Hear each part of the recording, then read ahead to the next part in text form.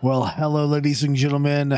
We are back again in Star Citizen. It's a little cold out here at New Babbage at Microtech, but that's all right. I'm sure you're here to see one of the new things in 3.15.1.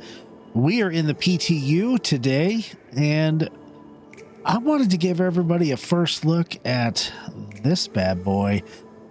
That's right, folks. That is the long-awaited Aegis Redeemer, winner of the Next Great Starship Contest, and the subject of this video as an exclusive first look, coming at you right now.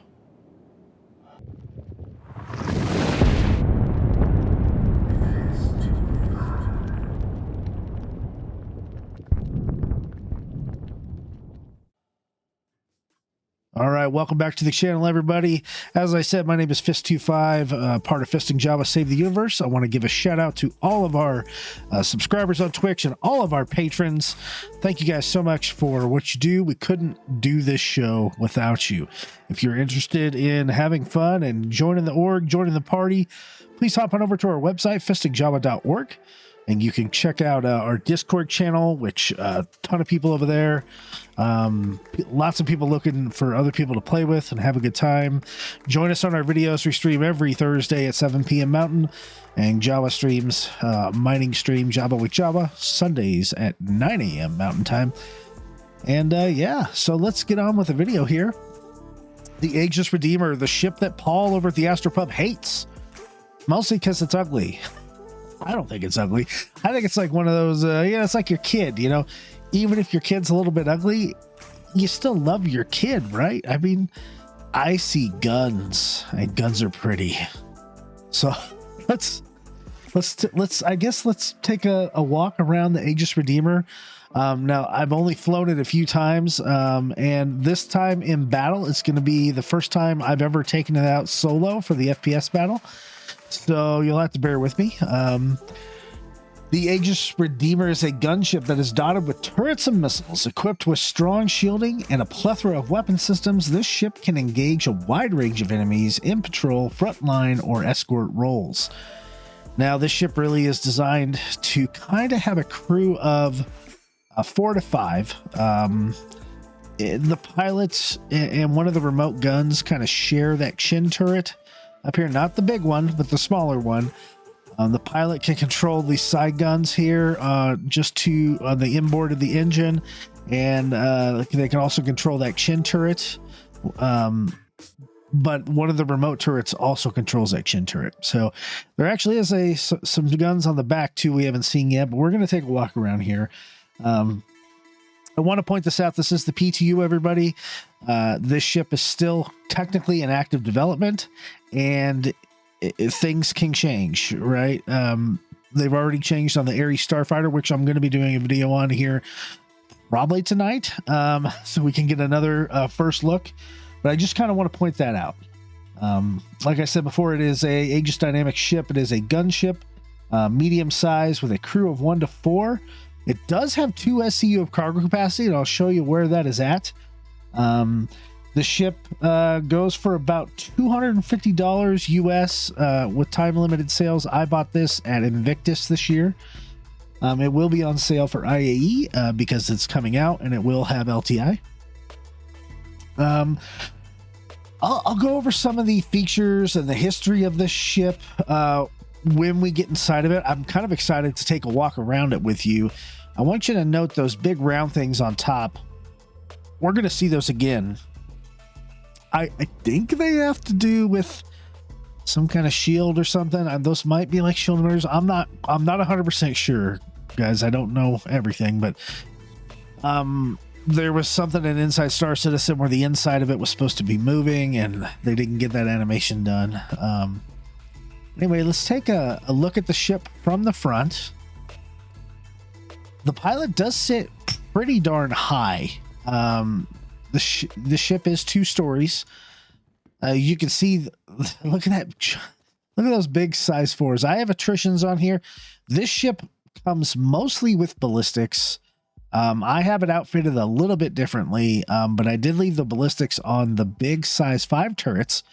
which you can see there's one on the bottom here. It is a manned turret. Look how big these ballistic guns are.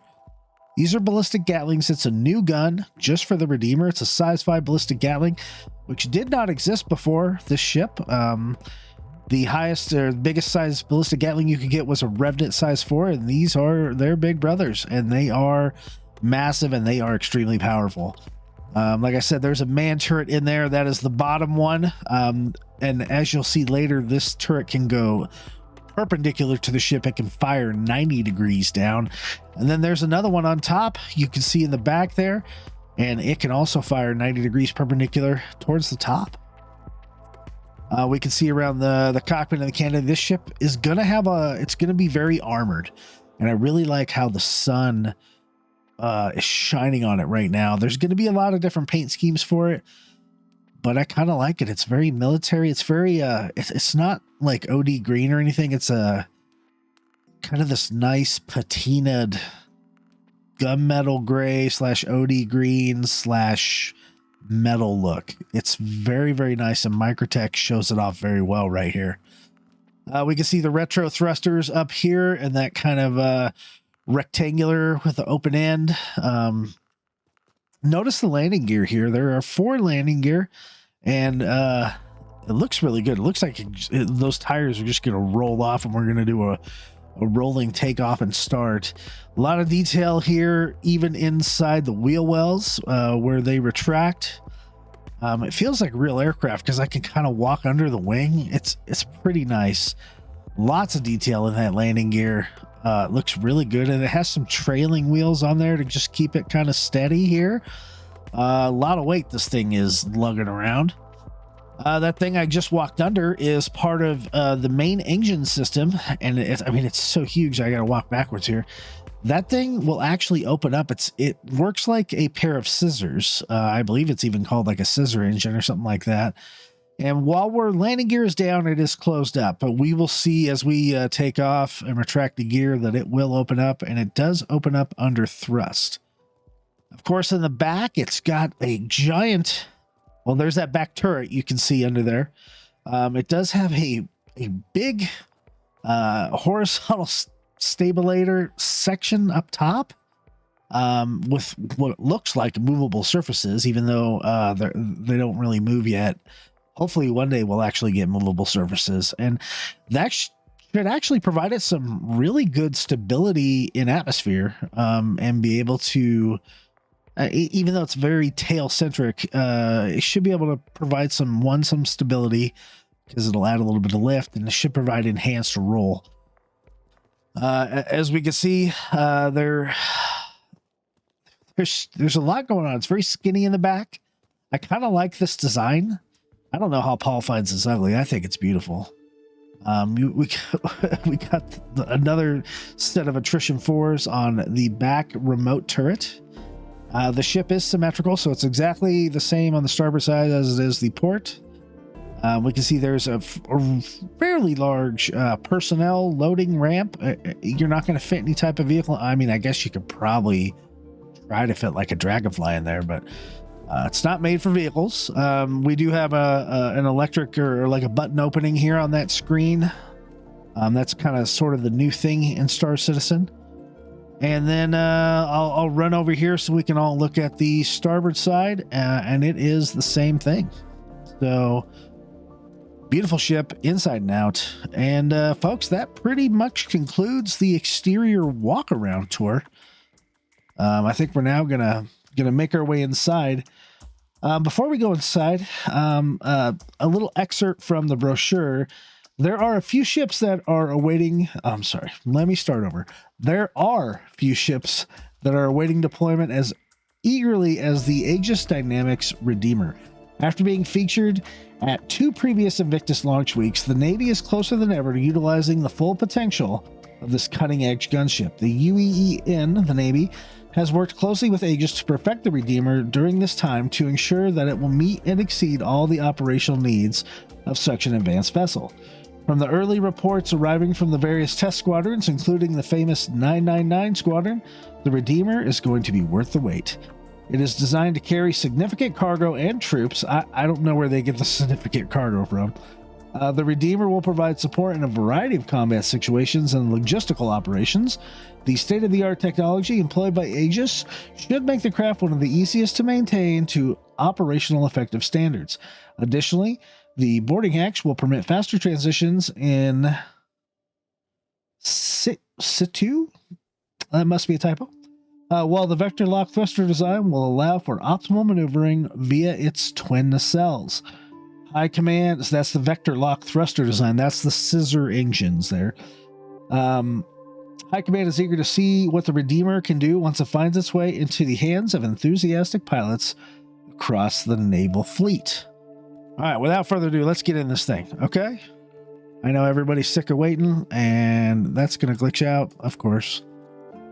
Let's open this thing up before I freeze to death. Notice there is no sound for this door opening. There's a bunch of sounds that are missing from the ship, which is very similar to the launches of some of the other ships lately. So to close this hatch, there's not much in here. I mean, this door just opened, but you got to hit this button here. That one actually closes the back hatch. Very Aegis-like, very Vanguard-like, if you see that hatch. And then this hatch is open. You can also open this hatch with this button right here. This opens this door. So as we come in, immediately to our left, we see the cargo grade area with a little thing marked cargo. Now, I thought this was just one SCU, but I guess it is rated to carry 2 SCU. It is rather tall, so I'm thinking you could just stack stuff on there. But a great place for boxes, and I guess if you needed to carry some cargo around and load it up, that's where it's going to go. Over here, we have like a toilet. Right near the exit, right? That's where you want it. So we're going to open that up. It is pretty standard OD green type of Aegis toilets. That door closes, scared the crap out of me. We see it's got our, the standard sink, very military in here. Hot and cold, not drinking water, not potable water. And the pooper actually comes out when you click that button, and we can go in and actually close this door. So we can have a little bit of privacy, even though we can see through it. It makes me wonder if you could see through that little Aegis symbol. And I guess you can lock the door, and oh yeah, we could turn out the lights. Ooh, look at that. Flashing red lights in the restroom, folks. So let's turn the mood lighting on. Okay, that's mood lighting. And what happens when we click it again? Apparently nothing. And if we click that, nothing again. We don't want to lock the door. So maybe I'm oh, there we go. Now the lights turn back on. Okay. Well, there's not much to show. It is a bathroom after all. Looking outside the bathroom door, I don't love it when this door just opens all the time. I just don't. Okay. So we're going to close this bathroom door. Let's change the lighting over if we can. No, that didn't change the lighting. I think that button is lights bright, and this button is lights dark. No. No. Oh, by the way, you can see kind of straight through that, so you can definitely see what someone's doing in the restroom, which is not. I mean, it's fuzzy, but it's not awesome. So I'm guessing that these buttons don't actually change the lights in here. No mood lighting in here, to my knowledge. Okay, the wardrobe. These actually all function. A lot of these buttons do work. So that's where we could put some armor. There's another one over here. So that's wardrobe 3, wardrobe 4, and there's one for each bed. And then wardrobe 1 and 2, those also come out.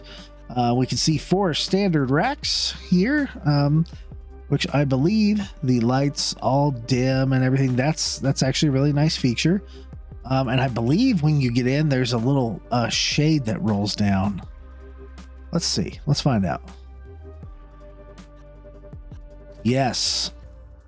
Look at that. So now people can see that there's a body in here. And even though you can see straight through, it's a little creepy with the whole Aegis symbol. Let's click that middle button. Nothing really happened. Oh, it looks like we got some green light, and then we click that. Light should come all the way on. Yep. And there we go. So, well, let's figure out how to get out. Exit. Okay, so it's kind of straight ahead. There we go. Our shade comes up, and we hop out of our rack. Very nice feature. I like it a lot. I like having the wardrobe here. And then we can see there is... This got all messed up by me flying down here. There is opening doors here because it comes with... I wish I could show you. There's food and water and like... Looks like blueberries, actually. In these containers. Yep, see, one just fell out. So we do have like food items and stuff. Let's see what happens there. Oh, went right through it. Oh, nice. Also like drinks, things, and bins where we could store, you know, food and things like that. So very small kitchenette area, snack area. What does this do? Open. What did that just open? Am I missing something? Oh, look, there's a little security camera. I feel like, oh, is that the hatch up here? So that hatch right there lets you go up to the second level, which automatically opens when you get close and you hit the ladder well. So let's take the ladder straight up. It's a short ladder straight up to the second deck, where the first thing we see is the weapons storage locker, which I really like it there. Oh, it didn't come out. Well, I guess it's not going to come out. It's just going to stay there so we can open so we can store our weapons and they don't fly around. Over here is the cockpit area. We'll get to that in just a sec. There are 4 jump seats right here. So you can fly around in this thing, and there's a lot of space in here.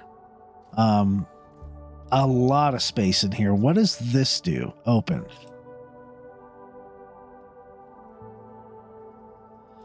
It's not doing anything, so I'm not sure what that's... Maybe this is to open the doors.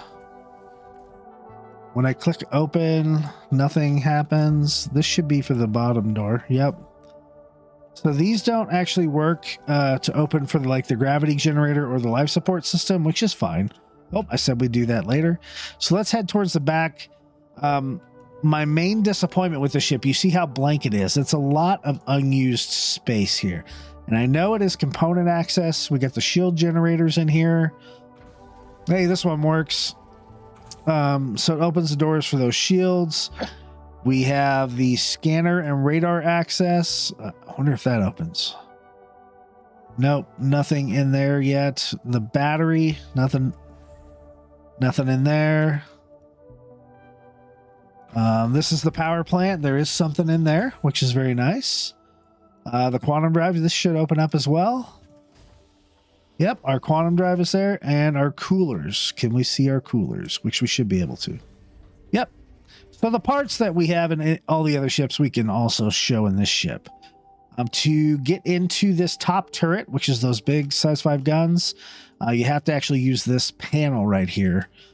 You can't actually come from behind and enter the turret like you could on like a Freelancer or something.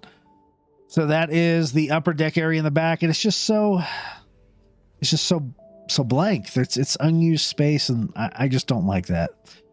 But I do like this ship overall. So let's head towards the bow of the ship, the front, and this is what I was talking about, those little circular things there. I'm not quite sure what they're for. I thought they were shield emitters. Maybe they are not.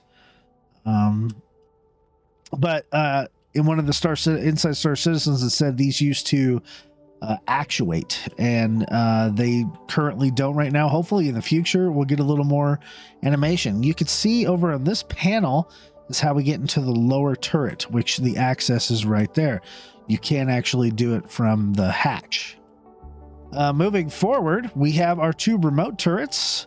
remote turret 2, remote turret 1. I believe the left one will actually control the pilot's chin turret, and the one on the right here controls the rear turret in the back. And then we come up into the pilot area. This is avionics access right there. It does open up. Very nice. We can see avionics by bearing, I suppose. We have our fire extinguisher, which should become important here one day next year. And then we have beautiful microtech outside the window there.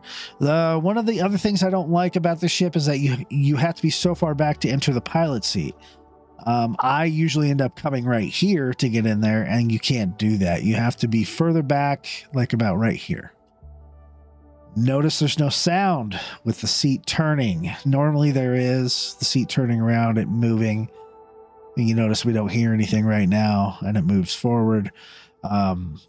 That's been my experience. So that was the interior. Oh, we have a crime stat person up there. This has been an interior tour of the Aegis Redeemer. Let's move on to the cockpit tour of the Redeemer. As you can see, we have Microtech in front of us, a new Babbage spaceport.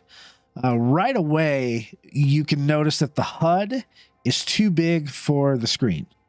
And I say that because when I hold Z and I look to my right, you can see that the edge of the screen, well, look, see where the word noise over there is cut off on the bottom right?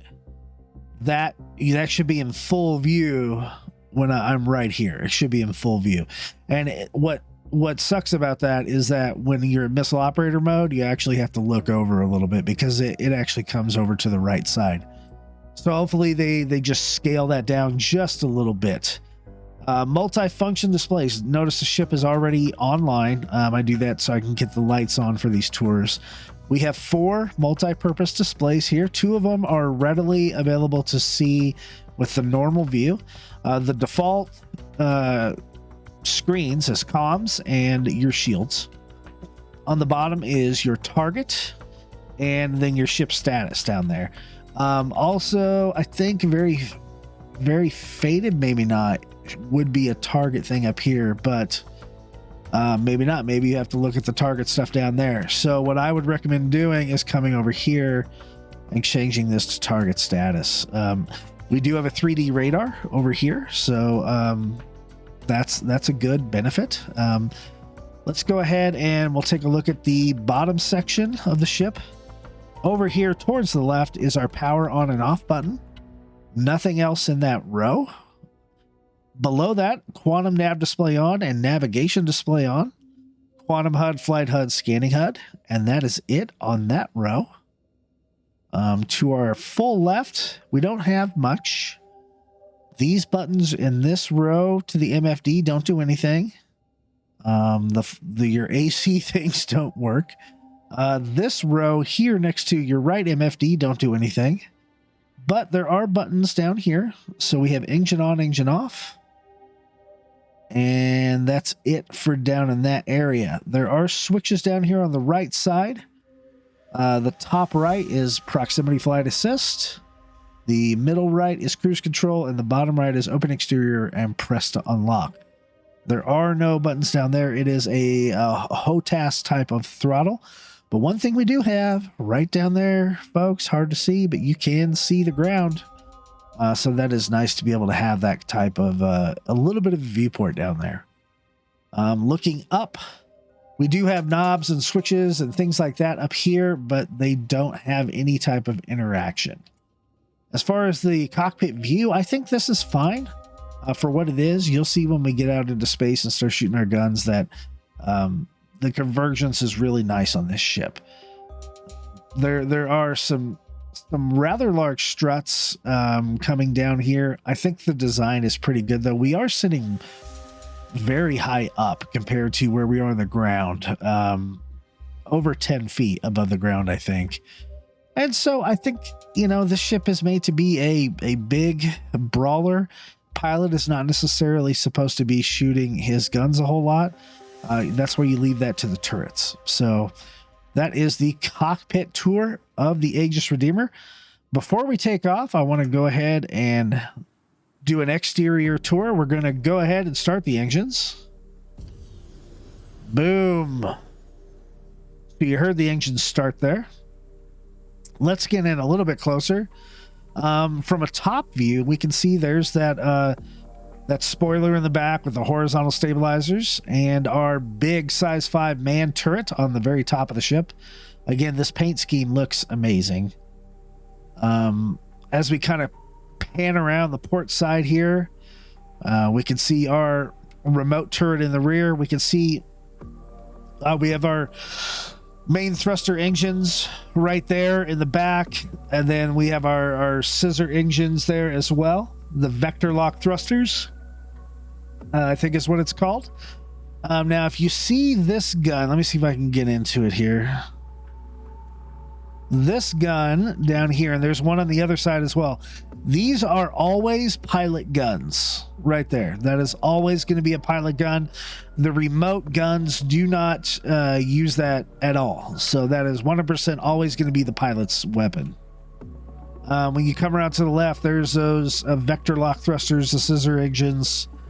We can just see how good this ship does look. It looks... Oh, there's someone flying around us. Right there. This ship does look pretty darn mean. I wouldn't want to tangle with it, and it's very sleek in its design. Looks fairly aerodynamic. So why don't we go ahead and take off? So pretty darn easy takeoff there from the Nest apartment building. Good, really good VTOL and thrust there. And we will go ahead and hit N to retract our landing gear and let you watch that animation. You can see our vector lock thrusters or our scissor engines do open up just a bit, and our gear retracts fully, so you can't see it at all when it is retracted into the ship. Okay, let's back up a little bit, and we will just fly it around an atmosphere. I believe I have it set to, yep, I have it set to SCM speed. And we'll just look around. There's the convention center for the upcoming IAE. And you see how the scissor engines opened up with forward flight. And it stays like that. When you decelerate and finally kind of slow down, they will close a little bit. Well, there we go. IAE 2951, guys. And we'll give it a very slow roll. You can see it moves pretty sluggish. It is a large ship. It is a heavy ship. But it's got a lot of engine power here. It's moving well in atmosphere for as big of a ship as it is. I would say it does. I'll change my prior opinion. It does move better than a Constellation, which was my worry. I think it's a little bit smaller overall, especially in volume to a Constellation. But it's a little sluggish, but it moves pretty well. Let's go to the cockpit view here. As we're just flying around, let's see if we can get straight and level ish. We're at about 136 meters a second, so not too bad. Let's give it some speed. I'll crank the throttle all the way up as we're flying fairly low in atmosphere here. You can tell even in the city, the yaw is pretty good. It's not too bad.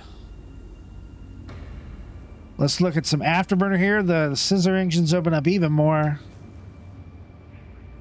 Narrow us out here as we come up to the mountains. So we're at about 230s here. With everything at full power in atmosphere. And let's see what we can get with afterburner. Notice the boost, how slow the boost is going down. So a lot of afterburner power in this ship.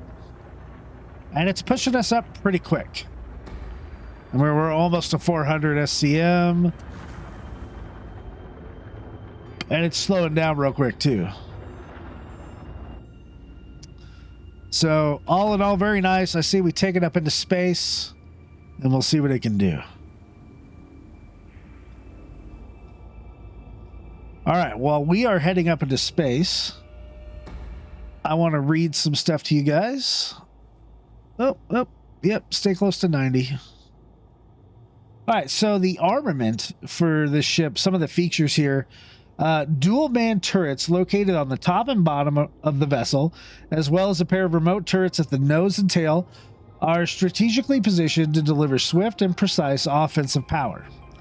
A pair of guns under the wings, as well as the missile racks, give the pilot weaponry when needed. We're moving pretty quick out of atmosphere. The vector lock thrusters. The unique thruster design enables an unprecedented amount of mass manipulation by positioning the twin nacelles at optimal locations away from the ship's center of gravity. This encompasses the benefit of increasing overall stability of the vessel, as well as expanding the combat maneuvers available to the pilot. The nacelle-based system utilizes the exposed surface area to draw heat away from vital system parts and directly into the environment, thus minimizing possible wear and increasing overall engine performance. Couple these advances with the Redeemer's hands-on throttle and innovative flight controls, and the result is that the gunship feels and flies like nothing else. As we're heading out into space, shielding. To assist in the ship's maneuverability, the armor is lighter than expected. Because of this, an array of shields were added to help close this deficit. So lighter on armor. That's something new. Maybe that'll change. Tactical cockpit. An intuitive layout allows the pilot to complete command over the Redeemer and its sophisticated suite of combat capabilities, which we really have yet to see the computer power. And economic comfort, utilizing efficient space management, which I disagree. The habitation area aboard the Redeemer is practical while still allowing for off-duty hours to be more rewarding. I don't see how. There's not a whole lot there. So we're cooking with gas now. It was never meant to be a fast ship, guys. It looks like about 960 is our maximum speed. Let me see what Urkel actually says. Yeah, 960 is the maximum speed, where 140 is the SCM speed. So, I mean, yeah, we're moving, but this ship is not fast by any means at all. So, and there's beautiful Microtech down there. She is a Butte Clark. We'll head over to SCM speed with new Babbage below us.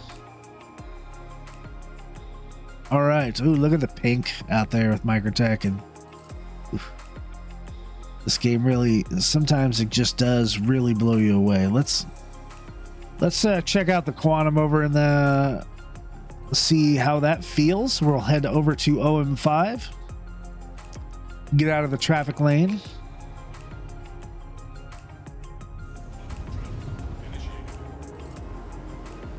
Okay. We'll turn off the Quantum. And there we go. So now it looks a little different in space, right? Now it's kind of got this gray look now because it doesn't have the way the sun shines off of it at Microtech. It still has that kind of gunmetal gray look, and I think it looks phenomenal. If you, I guess we didn't really talk about, there's clouds on Microtech now, guys. This part of the PTU, and so those are a lot of the clouds down there. Looks pretty interesting. So here's the Redeemer up in space. Pilot guns on the left mouse button are the ones that are kind of under the wings.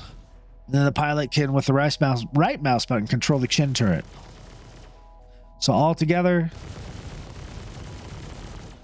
lots of guns, especially for the pilot.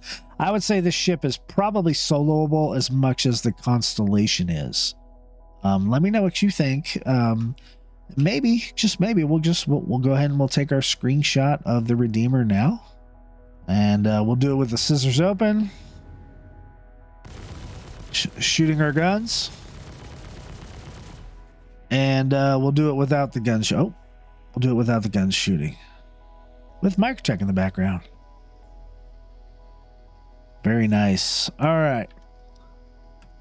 So I hope you liked the exterior, interior, Atmo Flight, all that stuff about the Aegis Redeemer. Couple more things to go through before we get out of here. Let me take an external view. See how bright it looks with the sun there. And then as we kind of peel around, the shader takes effect. And man, this game is so detailed and so beautiful. When there's direct sunlight on it, looks like this highly polished gray, and then you come off of it and it's so much darker. It's pretty amazing. The way the light and everything comes off on this game, it's pretty phenomenal. I can't say enough of it. I know a lot of us are here for the graphics, and it's definitely worth it. That may be the thumbnail right there. Couple more things to talk about for the Redeemer before we head off into combat. The Redeemer was part of a contest called the Next Great Starship, and it was designed by a group of Star Citizen backers called the Four Horsemen. I'm going to butcher these names: Paul DeLessie, Tobias Frank, and David Simon. It was chosen as the first place winner of the Next Great Starship competition. The Doldrums, even though it was the winner of the Next Great Starship competition, its final design didn't sit well with the developers, so it lay dormant in development. It was one of the few hangar-ready vehicles that didn't become flight-ready for years, as it was not required for the PU and Squadron 42 in 2018. Apart from that, it had multiple design issues that would require significant rework. The original role of the Redeemer was to both be a gunship as well as a boarding and dropship. During the development of Squadron 42, it was decided to create the Vanguard hoplite instead of using the Redeemer as the game's dropship, mainly due to the Vanguard's ability to fit inside the Javelin's hangar. So that tells us this won't fit inside the Javelin's hangar. Look how gorgeous that shot is. Oh, man. This left the role of the Redeemer in limbo for many years. It was finally decided that its role should solely be a gunship, and so development finally proceeded in this basis. In Fleet Week 2020, the reworked Redeemer made a debut with a holo model in-game. In Fleet Week 2021, it physicalized, albeit incomplete, model was on the showroom floor.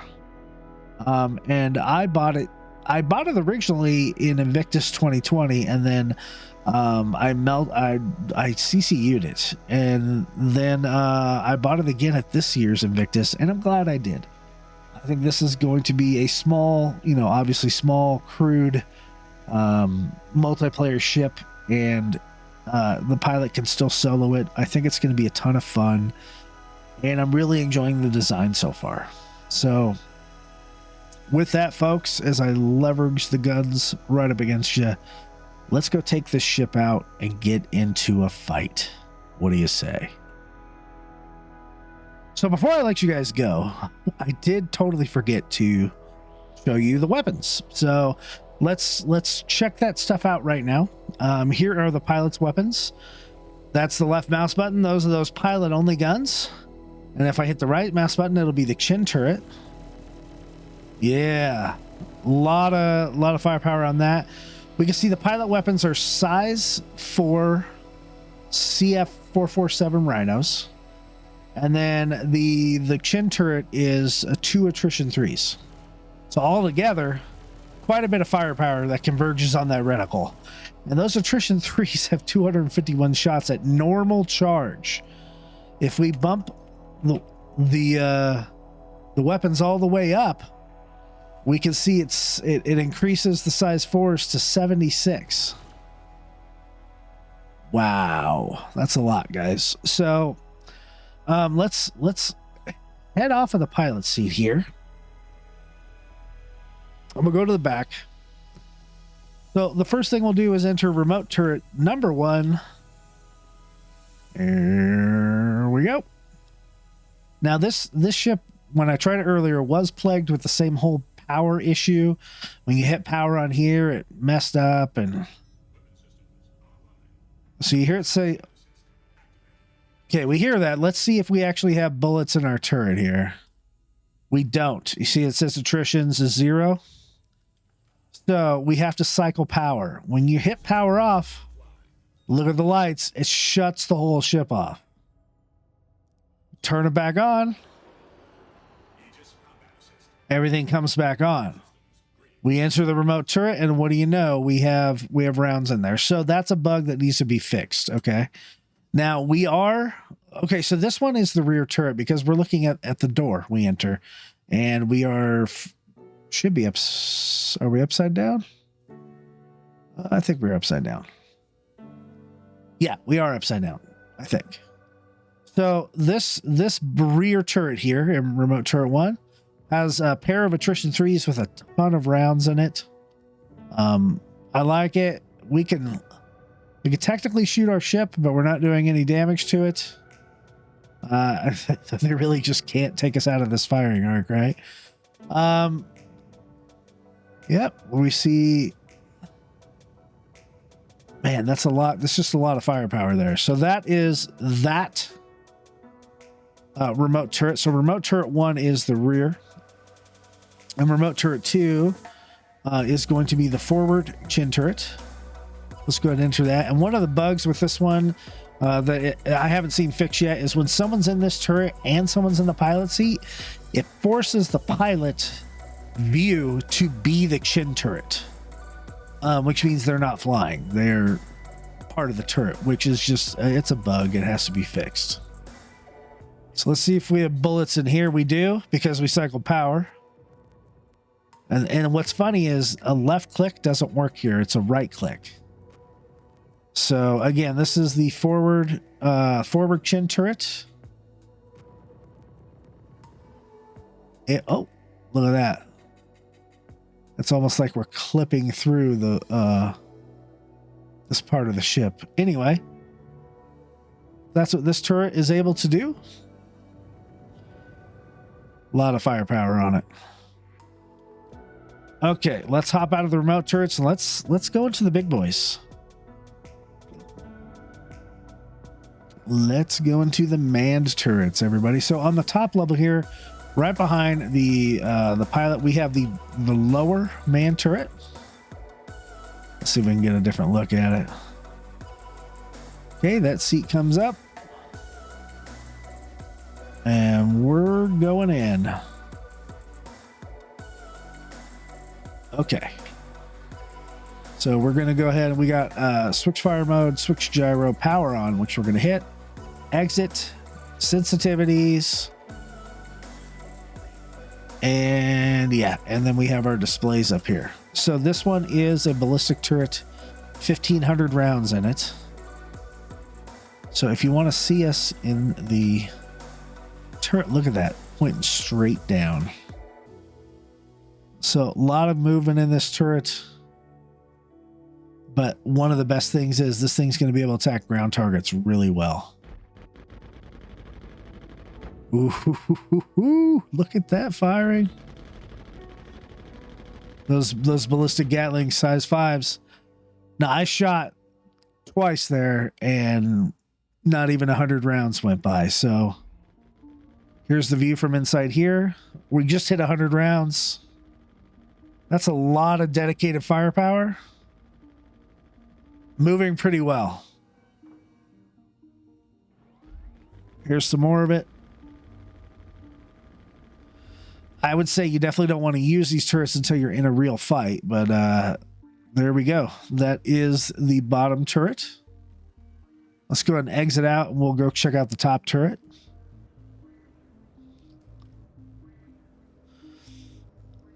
And boom.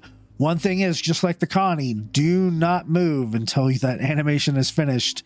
Jawa was clipping through the ship earlier when we were first playing with this on the stream. So wait till the animation finishes before you move. So getting into the top turret seat.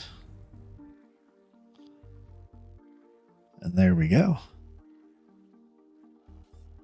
Okay, it's the same setup here, just kind of in reverse. Power on, it's the same buttons, fire modes, sensitivities. And so now we're facing forward. So when you're, kind of dogfighting or fighting engaged with the ship, both, like all the turrets are going to be able to help except for the rear facing ones. Ooh, that looks good. Look how big that turret is and those guns are. Just a huge spread. I like it a lot. That's so good. Okay. So sorry about the delay. I was just showing everybody like the real firepower of the ship, those turrets. Now let's go get in some trouble. We'll find a mission and we'll see how the pilot can do in this ship in solo mode. Stay tuned, everybody. All right, folks. So being this a new PTU, I haven't done a lot of bounty hunting, and while it may be overkill for this tracker training mission, we're gonna attempt it anyway. Our SCM is coming in really slow, but the asteroids have already spawned, so I'm going to increase speed reluctantly in this asteroid field to come up on our target.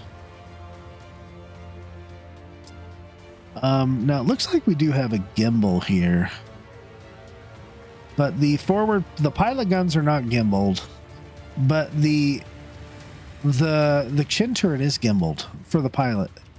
So we're going to turn gimbal mode on. We might end up with 2 pips. That's fine. We're going to keep it at... Oh, our target moved. That means he spawned. We're going to keep it at an even capacitor setting, so balanced. And I am going to grab my sticks. One thing we didn't talk about is missile operator mode. Remember I told you the screen is too far. Is scaled wrong, so we have to move to see all of our missiles show up. Otherwise, yeah, when we have 4 of them, yeah, we can see them, but we should just be down to 1, right? So that's 2, and that's 16 Strike Force 2s that the ship has. And just to show you, I have those toggled up. Now I'm going to go back down to SCM, and I'm going to turn off cruise control. Now, why is he way over there? Because that's not him. That's a different person. Okay. We're going after this guy if we can get him. There he is. Okay. All right. We'll see if our missiles lock on here. Are we out of range? I've had bad luck with these Strike Force missiles. See... I don't even know if they're actually tracking him or not. And our comm channel came back up. Let's go target status. This is an Avenger Stalker. So he's not going to do a whole lot of damage to me with these big shields. So let's get out of the sun, buddy.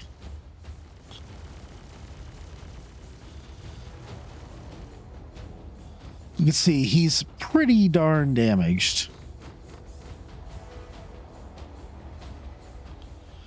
And we have very slow maneuverability, but we pack a huge punch. And there he goes. Okay, I'm going to turn off the auto gimbal. And we're going to try to find this other guy here. Because apparently his friends are here. Zoom out a little bit. I hate it when the screen automatically zooms in when I didn't ask it to. So let's see if missiles work on this guy.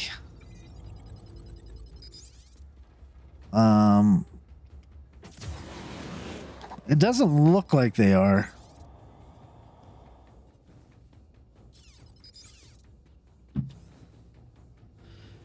It's very odd. They're definitely within range, but it's just not happening here. This guy is an Aurora LN. We'll bump up the throttle just a little bit. Oh, he's shooting at us. Oh, I wanted to take off the gimbal. There we go. Okay, Aurora, don't run into me, dude. Jousters. Now, this guy should be able to dance all around me all he wants, and that's where the turrets really come in. I don't know why that control is doing that. And he went goodbye really fast. So there's 2 ships. They're fairly small. Let's see. Let's see if we have an EC. Whoops. Let's see if we have an ECM mission. If we do, we'll go up against some bigger ships. Hey, this is the Connie mission. Let's do it, guys. Let's see what this ship is like. There we go. Now we have our turn the gimbal off all the way. I want to see what this ship does against those Connies, just in a solo form. It appears the cross-section missiles are not working in 315. I haven't had them work yet. Just to let you know that. And the sun is, man, it's super bright out here. Okay, yeah, there we go. Let's get some darkness going. Hopefully our ECM person spawns and this mission is not bugged. We'll see. But, I mean, I want to see what these 2 size 4s and 2 size 3s do against these Connies. If we can respond fast enough to actually get the ECM alert to, you know, work correctly. Oh, there's an Ares Ion.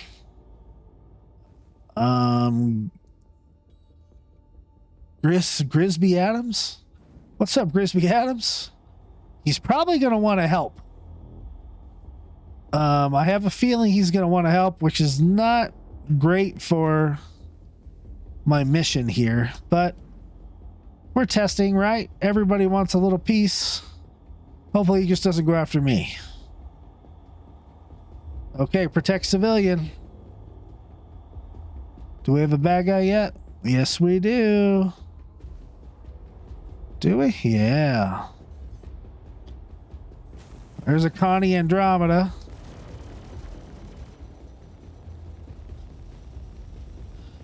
Giving the chin turret access to the pilot is it's like old school lasers. Like it's not unlimited, but it's a ton of firepower. And now the Connie is kind of matched because we both have bigger shields and we both move about the same.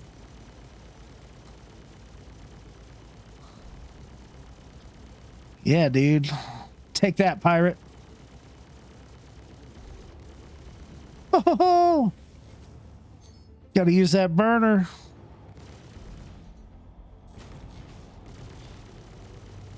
You're doing some crazy maneuvers out here, Connie.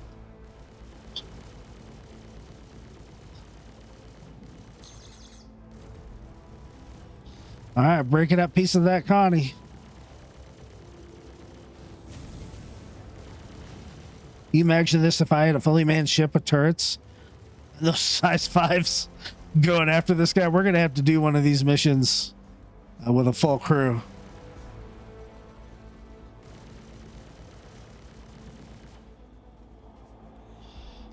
Oh, the Connies are so tough now because of their shields.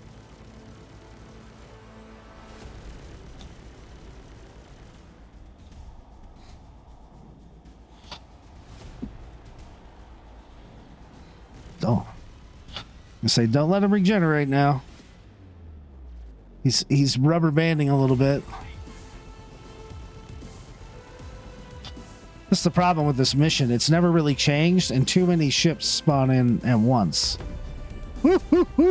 Scheiße. All right, that guy's gone. Next.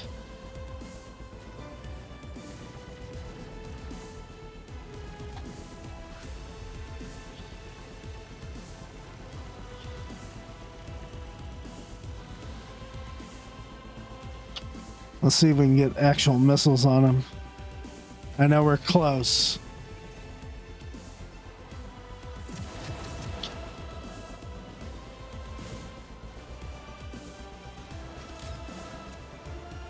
No, not really.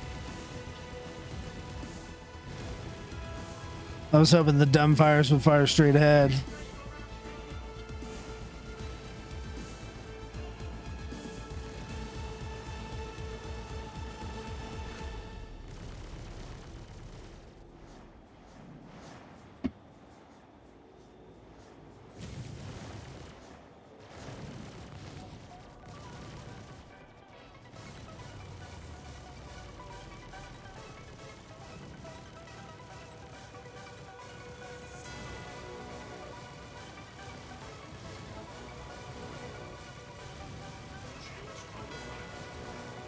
I'm all right with that. They're barely doing anything to my shields.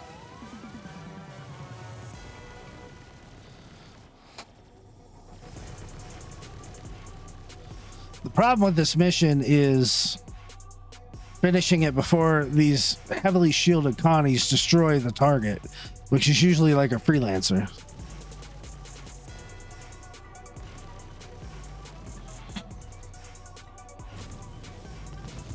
And that bug's still there.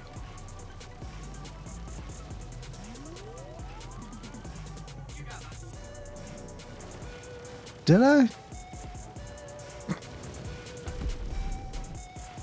Ah, see, they were able to get my civilian before I was able to finish them off. Because they're so much harder to kill, and it's just like a freelancer. And they have a lot of firepower as well. I'm curious to see what the Ares would do to this guy. I'm gonna have to try that mission out.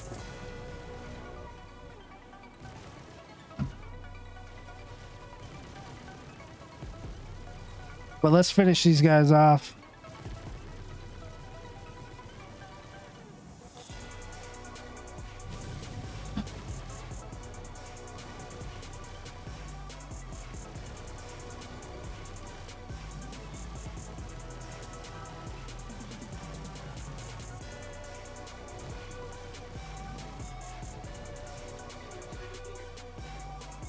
They're getting some shots on me now. All right. Another one bites the dust. Let's see if we can get any missiles on this guy. Does it want to be closer?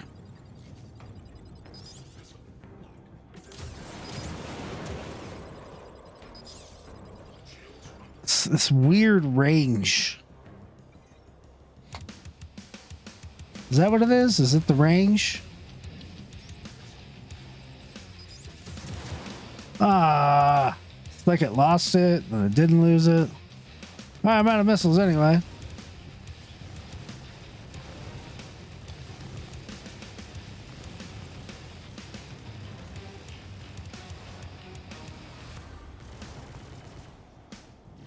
Surprisingly, they're not shooting any missiles at me.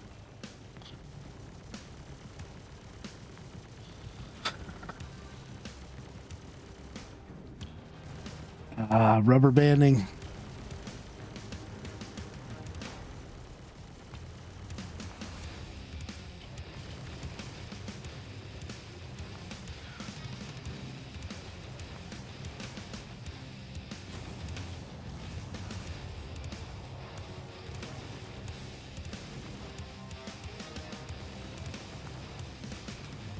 He's doing a good job of presenting his bigger shield faces, which I could exploit if I was in a fighter. Because I'm in a bigger ship, it's harder to exploit. So I can't really necessarily outmaneuver him. So it's mostly just slugging it out.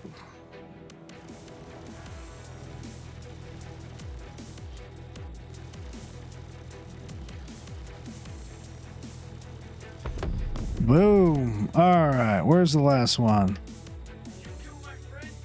Yeah. Okay. Now that your friend is dead, I'm going to increase my gun charge so they recharge faster.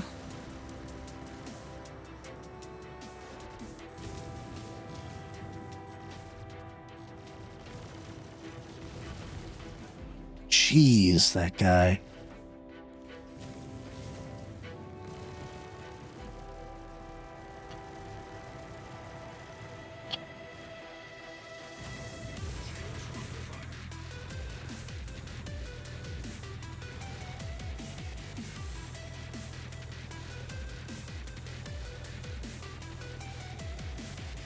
I increased my power triangle 2 clicks to weapons because there's only one guy shooting at me now.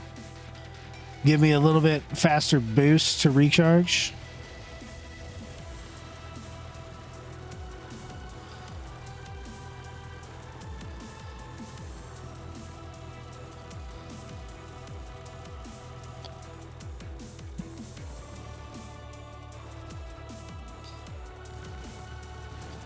There we go. You see that shield just getting torn up? Okay. I took a lot of shots too, guys. Oh, the rubber banding kills me.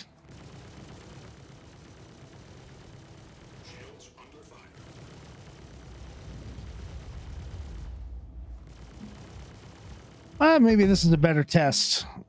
Oh, that was a disappointing explosion. But hey, 1,000 Alpha UEC per kill. So there we go, guys. The FPS mission of the Aegis Redeemer. Pretty beastly just from the pilot's perspective. This thing packs a serious punch. Now I can't wait till we actually get a crew, a fully crewed ship. No, it's probably just going to be top and bottom man turrets and the rear turret because of the bug with the chin turret. But that's 4 people in this ship, and those big guns up top I think are just going to really annihilate those Connies. So with that is the FPS missions with the Redeemer. We're going to move on. We don't have a commercial for this one because CIG just hasn't done a commercial for the Redeemer that they've shown us yet. But we're going to take a look at the loadout next. Then we're going to hit the brochure. And then we're going to do some final thoughts on the Redeemer. And if, I'll give my recommendation if it's worth your money. Purchasing at IAE. And thanks for watching so far, guys. If we've earned your like and your subscribe, and if you're enjoying this video, please like and subscribe the video. It definitely helps us out on the channel a lot. Jawa and I, we're not really making money right now, so this is all labor of love, guys. It's not our full-time job, so I would appreciate any support you could give us. You'd be surprised how much support it is just by hitting that little subscribe button. So thank you very much, and we'll see you on the loadout. All right, guys, it's time for the loadout for the Aegis Redeemer. Let's get it started. We are here at Urkel.Games, the DPS calculator PTU, because this ship is still PTU. So this stuff is, again, highly subject to change. Let's look at the base information for the Redeemer. The role is a gunship. Career is combat. The ship size is 4.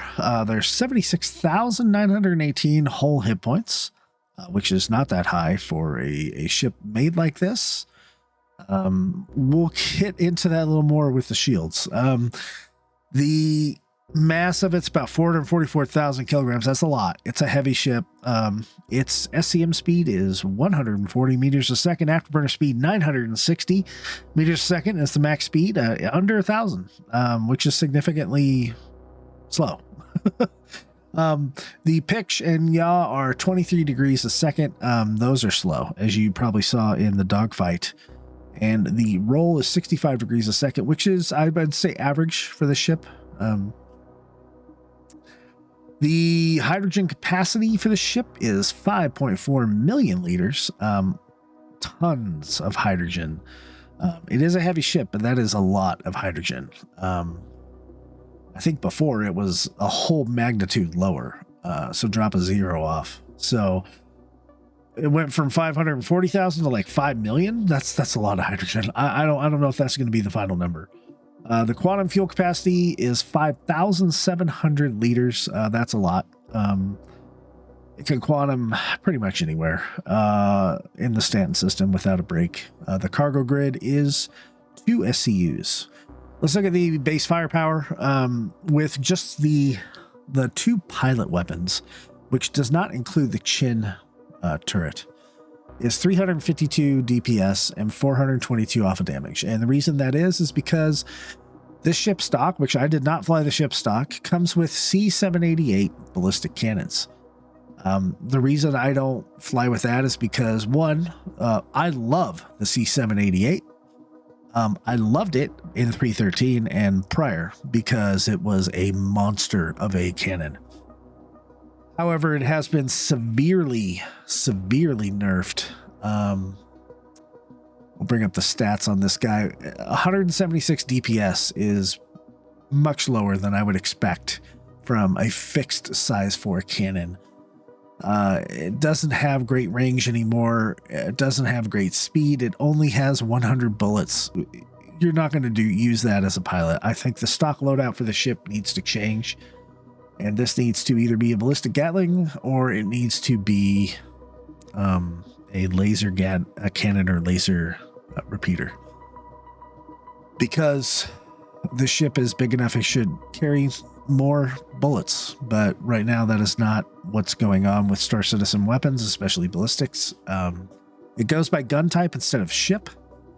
There are no magazines in the ship, so it is what it is. There comes with 100 bullets in the gun.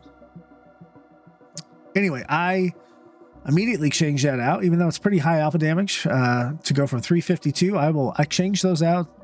Specifically, I changed them with 447 Rhinos. And that changes our DPS. Now look at our DPS, 1280 compared to 350.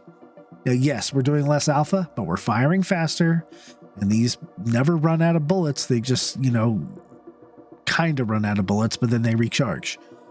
That is a massive improvement and a must to change that stuff out. You have to change things out with the energy weapons. Sorry, guys. You have to. Now, that being said, let's look at the remote turrets back here. These are not the manned, the remote turrets down here. Okay. These are size 3s. When the pilot fires it is it can be something that's gimbaled. They come with laser cannons, which is 500 DPS here. Okay. If you switch it out with a laser repeater, it is still 500 DPS. So my preference is the repeaters. I happen to have some stock attrition 3s laying around, so I changed them out to attrition 3s. If we look at the attrition 3 stats, we can see the fire rate is 500 RPM with alpha damage of 60. The stock M5As that come with it, alpha damage of 150, fire rate of 200. So do you want more alpha damage per shot, or would you like a repeater? Since this ship is so slow, I think I may want to change my mind and go with the laser cannons. I say that because they recharge.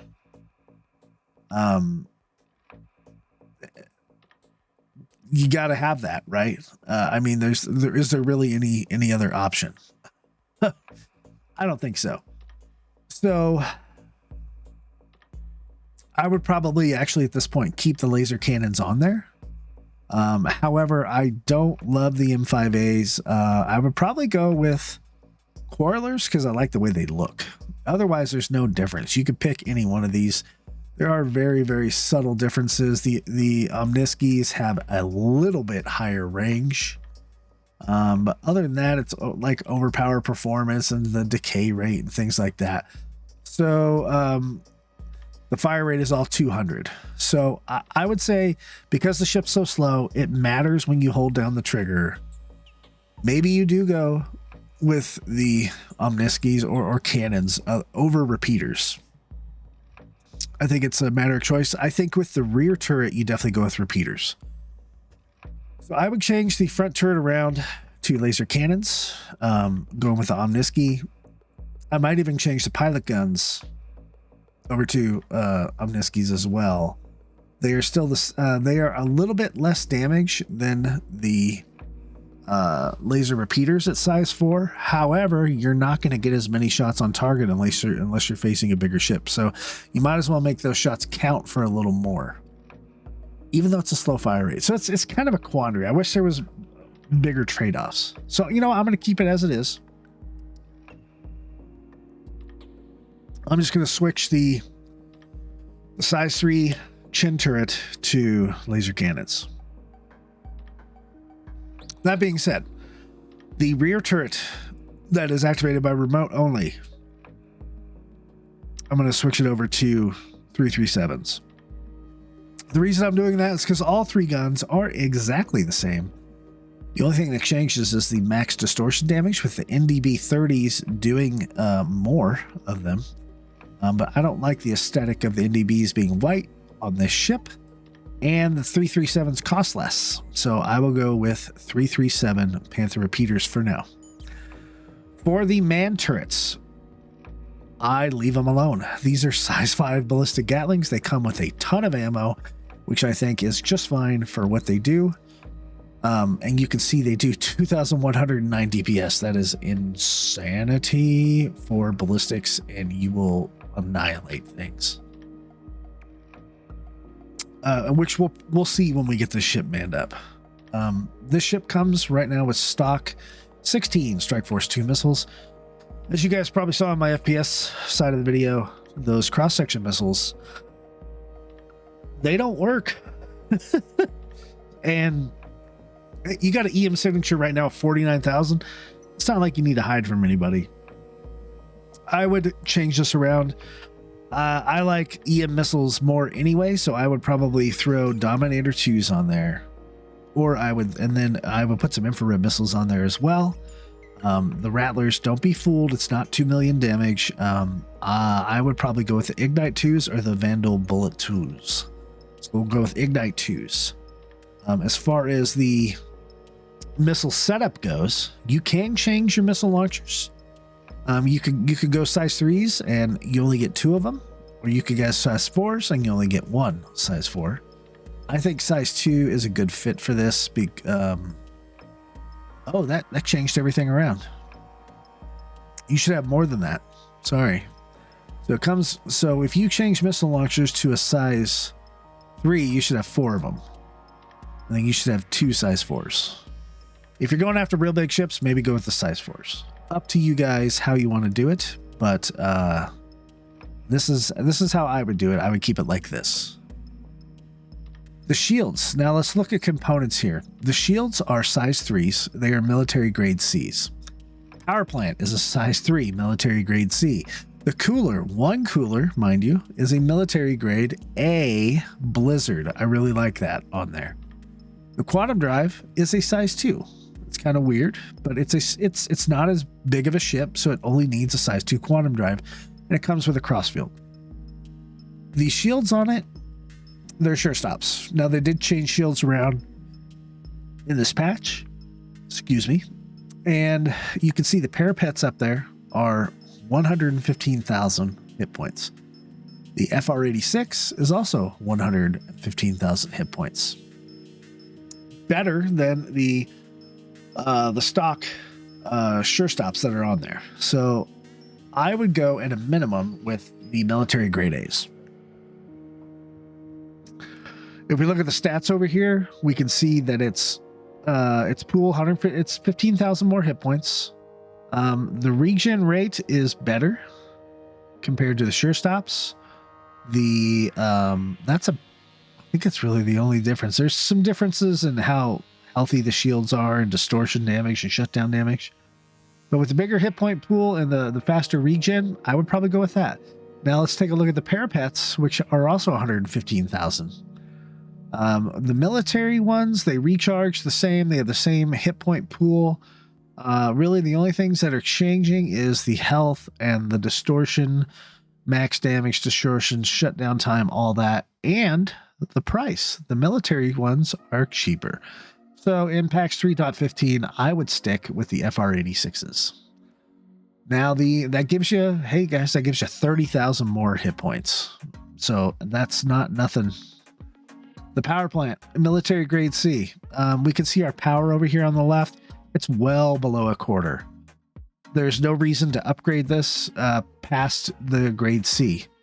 If we do go up to a higher power plant, we're talking JS 500.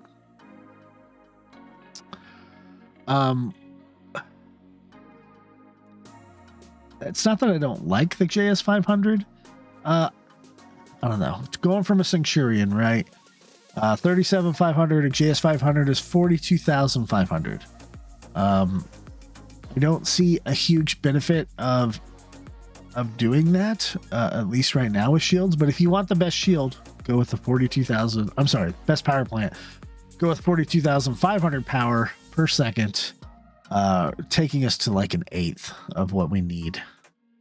As far as the coolers go, military grade A, can you, I like the industrial grade A's, but look at our cooling.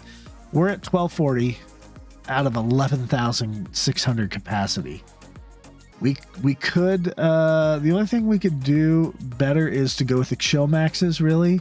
The industrials, which are 287,000 credits, compared to 146,000 for the militaries.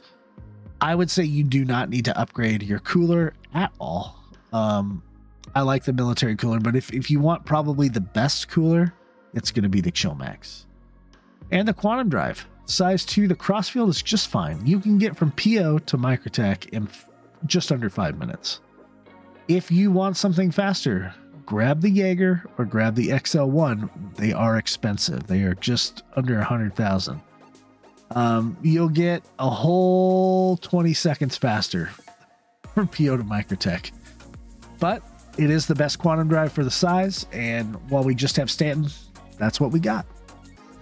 For paints, there are no paints yet. I'm sure those will come out at IAE. So let's go ahead and throw the non-stock items into cart to fully upgrade this bad boy. Now, you got to remember, with 315, stuff is everywhere. Microtech is no longer one-stop shopping. You really have to go all over Stanton to grab this stuff. For instance, the JS500 is only sold at Cousin Crow's at Orison. That's going to be a fun flight into Orison. It looks like Cousin Crow's has a bunch of stuff here. Let's see. Let's try to stay around the Crusader system here. Her L5 isn't that far from Crusader. Let's see. Her L5. Her L4 isn't that far. A lot of stuff is still over at New Babbage. Okay. Let's see this. Let's do this here. You're going to have to make basically 2 stops. One is at New Babbage, which is probably the nicest area to fly into. As far as like a long trip, it's pretty easy to get in there and park. And the other stuff is at Cousin Crow's. So if you hit Cousin Crow's, and then you hit New Babbage for the rest of the parts. This one's at Port Olisar. I picked that because it's close to Crusader and it's easy to land at. You're going to spend, to fully upgrade this to what I would, my opinion of the maximum loadout, you're going to spend just a shy of 1 million Alpha UEC at 891,000, 176 Alpha UEC, and you're going to have to make basically 3 stops. Really, it's just kind of 2 stops. And that's a lot. But hey, that'll get you some better weapons, things that'll last you a little bit longer in the fight. So that is it for the loadout, folks. We're going to go ahead and switch over to the next segment, which is the outdated but still there, the brochure on the Aegis Redeemer. All right, guys, we are back. What we have on the screen is the brochure for the Aegis Redeemer. This is pretty old, okay, so take it with a grain of salt. I kind of like this white paint scheme that starts it out here. The Aegis Redeemer, defining the future. First page, the universe's next generation starship. Forging ahead, the enemies of peace are ever changing. The threats of today are smarter, faster, and more lethal than the threats of the past. The tools and technologies to deal with these threats have evolved in keeping with the missions flown by today's guardians and protectors. Aegis Dynamics is committed to being on the forefront of providing the hardware necessary to face and neutralize these threats. Enter the Redeemer, a gunship designed for the conflicts of tomorrow, available today. Featuring significant improvements in operational capability, incorporated from lessons learned during centuries of real-world combat experiences, and built upon a foundation of military excellence. The Redeemer ensures safe and effective operations starting on day 1 of any conflict. Cool view of the Redeemer there. Okay, Redeemer in space. This one on the right here, that's the Redeemer turned 90 degrees to the left. Just to let you know, the scissor engines are not on top. Why is the Redeemer the Empire's most sought-after gunship? The latest chapter in Aegis Dynamics' history of building the world's finest military-grade spacecraft, the Redeemer, brings together power, agility, and lethality to deliver next-generation capabilities for decades to come. Designed to be the universe's most capable, best-value, multi-role fighter available, it's not a fighter, it's a gunship. No other ship comes close to matching the Redeemer's unique combination of dependable strength and groundbreaking innovation. With unprecedented situational awareness, agility, with unprecedented agility, okay, and interoperability, the Redeemer is the centerpiece for 30th century planetary security. Effective, affordable, mission-ready, mission-capable. Yeah, a couple of those were untrue. Sorry about that, CGI, or CIG. Battle stations. Tactical cockpit. An intuitive layout allows the pilot complete command over the Redeemer and its sophisticated suite of combat abilities. Advanced controls. Multi-function displays provide the primary interface with sensors and weapons, giving the pilot exceptional awareness of the battle space through tactical situation formats and battle management without having to worry about system operations, while still providing increased instantaneous access to a breadth of options of on-the-fly customizations. The Redeemer fully integrates advanced weapon systems and rigorously tested, operationally proven algorithms into a multi-person crew concept, boosting survivability in high workload environments and incorporating a high level of target acquisition and identification systems, enabling the 3 operators to perform a wide range of strategic combat roles. That was a single sentence. Oh no, I'm sorry. That was 2 sentences there. Whew, that's a mouthful. Oh, and at the bottom, divide and conquer. The twin crew stations are designed to allow for maximum role flexibility and situational control for a wide variety of strategic responsibilities. Now, all of that is BS because this thing was designed to be something that it is not today. Okay, so you got to keep that in mind. First off, this picture, I know it's concept, but it looks nothing like what the actual Redeemer stuff looks like now with its current HUD and MFDs. It does have a HOTAS. The seat is not like that. And in back of the pilot, there are not crew stations. There are now remote turrets. So this ship had a significantly different concept when this brochure was written. Those are not crew stations. Those are remote turrets, which I like better. Crew quarters. This is another one that's not quite what it is. Economic comfort. Utilizing efficient space management, the habitation area aboard the Redeemer is practical while still allowing for off-duty hours to be more rewarding. The human factor. The Redeemer features large pressurized environmentally controlled cabin, providing additional flexibility when it comes to mission operations. It is vital to remember that as good as any tech can be, it is the people who are using it that determine the outcome of any combat situation. It becomes critically important to provide essential amenities that enable crew to function at their optimal capacity. Speed, comfort, and versatility are especially crucial when there are lives at stake. With functional and ergonomic living spaces, the Redeemer ensures that the crew can keep their focus where it is needed most. Well-earned rest. For the highest performance levels, the crew must be well-rested. The climate-controlled, soundproof berths feature proprietary technology that encourages 20% more delta waves during sleep cycles. And then modular living. Aboard any vessel, space is always at a premium, which is why the flexible storage compartments and meeting areas found within the Redeemer are as appreciated as they are useful. What meeting area? There's beds. There's no meeting area. I do like that the beds have it feels like it would be soundproof, right? Because you can close the outside hatch. It's not light proof. You can still have that you have that shaded light. Also in the top left picture, there's like this table out there. That doesn't exist. There is a bench in the galley section that's in the ship, but yeah, it doesn't quite look like that. But yeah, there's not a whole lot of room if you're going to conversate. There's no meeting up places. There's no recreation area like in the MSR. You're not hanging out. You're there for battle. You're there to sleep in shifts, and then it's not made for long range ops. There's not a whole lot of creature comforts. It's very Spartan, but it does allow you to sleep, and it does allow a crew to sleep.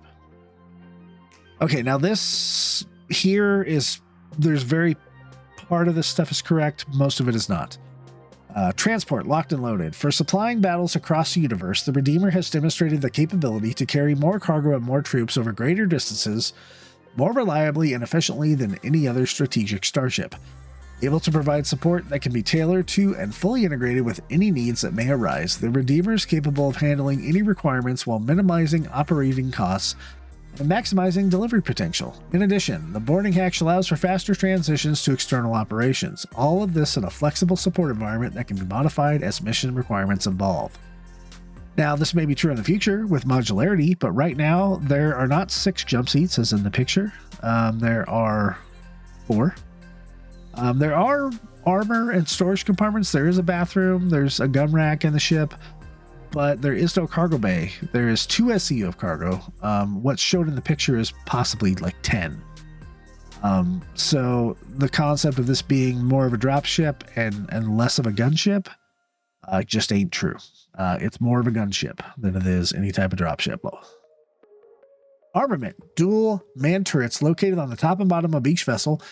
Of the vessel. Each feature twin Clausen burner CF-117 bags of repeaters and are strategically positioned to deliver swift and precise offensive power. The nose, unyielding. The nose-mounted twin Nightbridge arms, 11 series broadswords deliver distance, dependability, and damage, while featuring mixed feed selections, allowing the ability to switch between various magazines while in combat. So I am super glad that there are not size 1 laser repeaters on the top turret.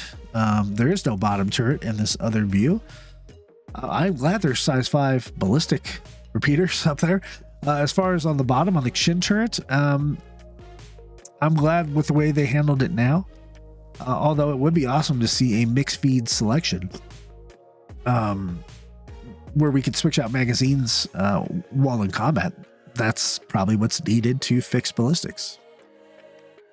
Okay, let's talk about the vector lock thruster design, which is the next gen engine design. Every second counts. The Redeemer's vector lock thruster design enables an unprecedented amount of mass manipulation by positioning the twin nacelles at optimum locations away from the ship's center of gravity.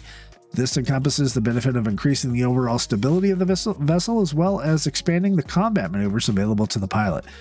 The nacelle-based system utilizes the exposed surface area to draw heat away from vital system parts and directly into the environment, thus minimizing possible wear and increasing overall engine performance.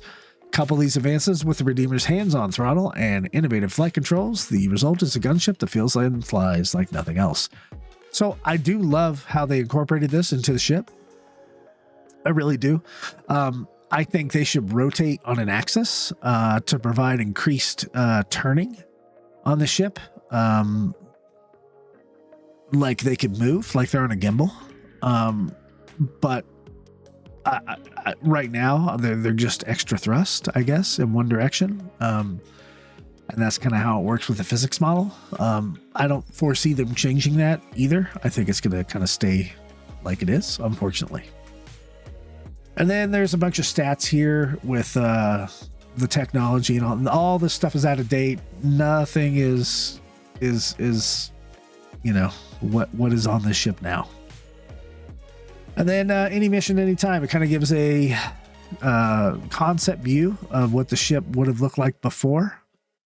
On the bottom floor would have been the marine transport bay with looks like six jump seats, bottom turret access, and a docking hatch, which would have been nice to have.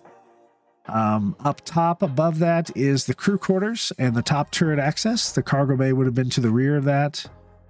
There's like a table and some benches, and see, that would have been nice to see in the ship.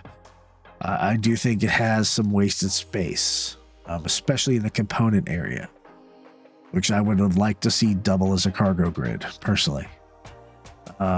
Engineering bay up front, those are remote turrets now instead of engineering. There's no crew stations. The cockpit is pretty much where it is at in the picture.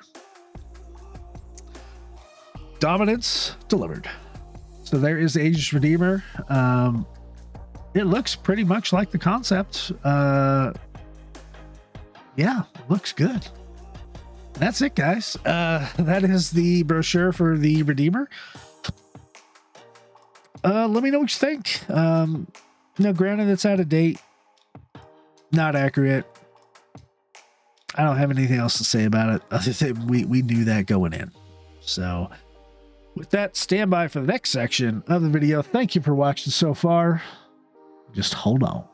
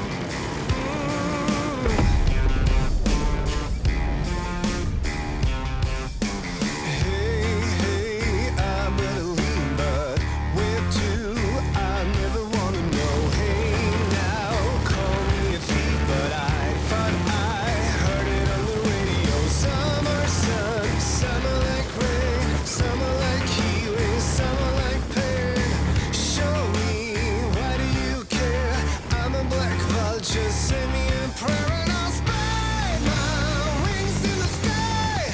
Let's go and wave like you see me now.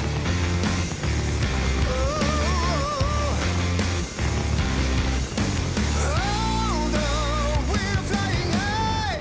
Let's go and wave like you see me now.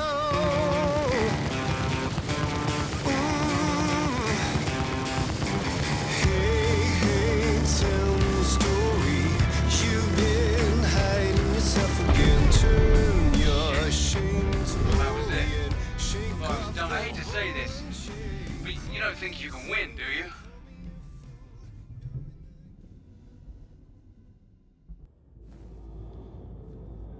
Hello, and welcome to Greycat.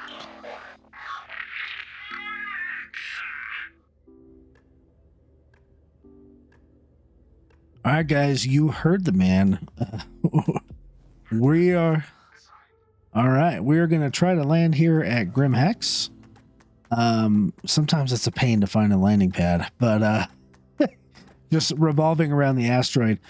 But I wanted to talk. This is the end of the video, and I want to talk about the Aegis Redeemer here. Specifically, what did you guys think in the video? There are a lot of mixed emotions for the Redeemer, I think. Some people love it, some people hate it, and don't let me necessarily or Paul influence you. If you like Paul with Astropub, who has a very valid opinion, if you like this ship, and you like the idea of a decent solo ship, a really good multi-crew ship, then get the Redeemer. I think the price is actually going to go up on the ship from the concept price of it, which is normal for CIG. Hopefully, oh geez, where's my landing pad? That's actually pretty normal for CIG to do that, and it makes sense, guys, for them to raise the prices. It just does. Am I in here? What is going on? I am in here. Okay. Sorry, I'm a little bit slow today. I was turned around. Okay, I'm going to drop the gear and I'm going to come in. What do I think overall about the Aegis Redeemer? I'm starting to grow and love this ship. It's so much potential. I like the guns, and some of you may not like the guns, and that's okay. Some of you may have wanted a different type of ship, and that's fine. You don't need to love this ship. But I think it's a heck of a ship. I really do. Don't tell Jawa I auto landed. For real though, I really think this is a fantastic ship. I think right now at $250, it's definitely worth the money. It's a great small multi-cruise ship. It's not a Perseus. But it does have its role. It's not made to be a giant killer. It's made to be just an offensive firepower, a brick house, coming in. It has some unique abilities and some really cool animations. I wish they made better use of the inside space of the ship, but that's okay. It is what it is at this point. I hope they make some fixes. Landing pad assigned, and then someone targeted me. Okay. I do hope they make some fixes to the ship and get it in a good working order, but other than that, I've been having fun in it, and that is, I think, what is the utmost of importance. Do you have fun flying the ship? Do your friends have fun with it? Does it make memories? Is it good gameplay? That's what's really important when it comes down to deciding if you want to buy a ship, especially one that costs over $200. The Hornet is like $185, and that's not that far away from a Redeemer. And you get a lot more function, I think, out of a Redeemer, even though it has a different role. So just something to keep in mind. If you're willing to drop the money on it, awesome. you'll help out the game, help out the development, always have the ship LTI token at IAE. If it's something you don't like going forward, CCU it with the LTI token, melt it, and maybe you'll like it later if they do a rework on it. Who knows? There's a lot of options out there. But overall, I think it's a fine ship. I don't think it's ugly. I think it's pretty neat looking. I still have some, I still have some damage on the front of the ship that hasn't been repaired, and so I'll have to take that up with the maintenance technicians at Grim Hex, which they're probably going to stab me and then throw me into the nasty, dirty clinic out here. But I want to thank you guys for watching the video. If we've earned your like and subscribe, please, again, like and subscribe. We appreciate you guys watching. I know these are long videos. That's why I break them up into chapters that are available down below. From the bottom of our hearts to the community out there, we love you guys. Thank you for watching. This Fist-25 saying, if the lightning bolt get... I screwed up my own tagline. Let's try that again. This is Fist-25 saying, if the fists don't get you, the lightning bolt will. Good night, Stanton.